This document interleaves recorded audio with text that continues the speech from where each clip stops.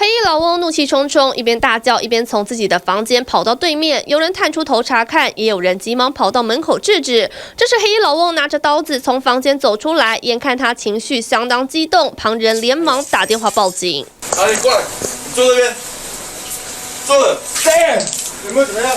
警方获报到场，房间及走廊血迹斑斑，一名女子身受重伤，老翁情绪仍相当不稳，过程中自己也受伤，赶紧叫119将两人送医。被害人回想起来，心里都还怕怕的。有些伤势是已经稳定了啦，不是吵架，但突然就我在看电视，然后我们没有关好，他拿2只刀子杀我，刺杀我原来两人同住在屋檐下分租雅房，常常因为生活习惯不同发生口角。日前74岁的林姓老翁和64岁的徐姓女子为了监督彼此有没有戴口罩起争执，两人突然爆发冲突。林姓老翁气得到厨房拿起水果刀攻击徐姓女子。刚冤几啊届啦，常咧冤，半暝啊咧冤，拢咧吵啦，15号爱搬。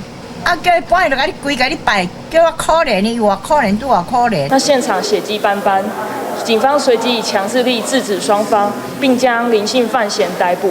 那经初步了解，林姓范闲与被害人徐女是分租雅房的室友关系，平常因为生活习惯不同，多有纷争。还好两人送医治疗后都没有生命危险，两名年长者独居雅房，只是双方在疫情严峻时刻，因为口罩没戴好，室友撕破脸。伤人的林姓老翁也被以杀人未遂罪起诉，为自己冲动行为付出代价。TVBS 新闻黄建国、苏佩宇台北采访报道。请支持 TVBS 国际 Plus 全新频道，让您扩大视野，掌握趋势，接轨全世界。恳请订阅，开启小铃铛。